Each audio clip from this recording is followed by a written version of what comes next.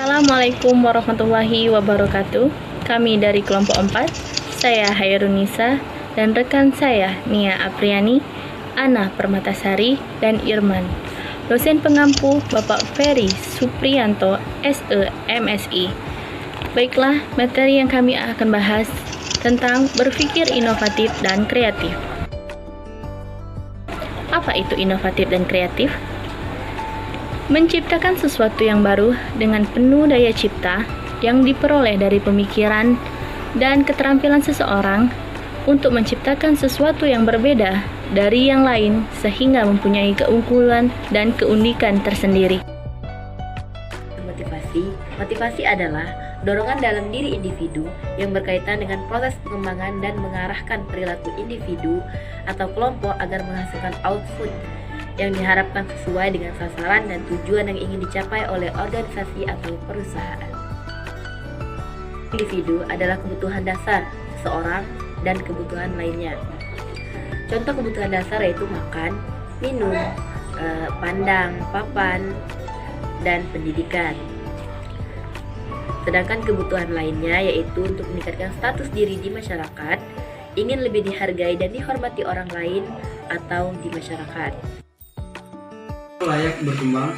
Pertama, tahap belajar dimulai dari 17 sampai 27 tahun, di mana lingkungan punya komitmen untuk mengembangkan SDM.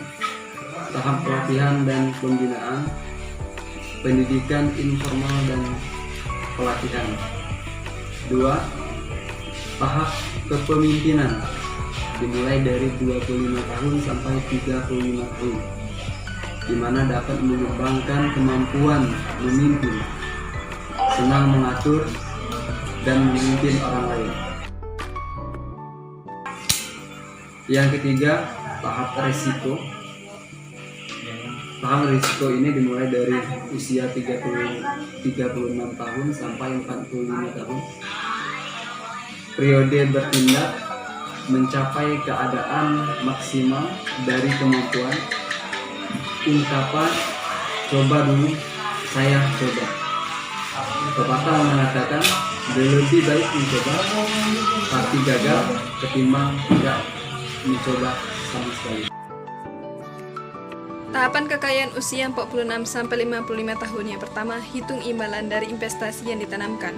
Yang kedua, bila pada usia ini tidak memperoleh uang yang dirasa pantas, maka seringkali tidak akan pernah memperolehnya.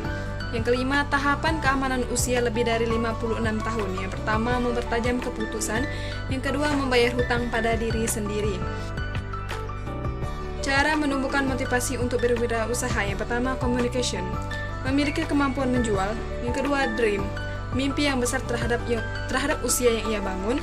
Yang ketiga, open your eyes.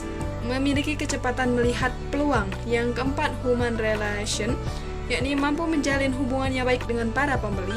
Yang kelima, experience, yakni memiliki pengalaman bisnis. Yang keenam, education atau skill, memiliki keterampilan yang dibutuhkan dalam bisnis. Yang ketujuh, inovatif, harus mempunyai inovasi-inovasi yang baru yang dapat meningkatkan usaha.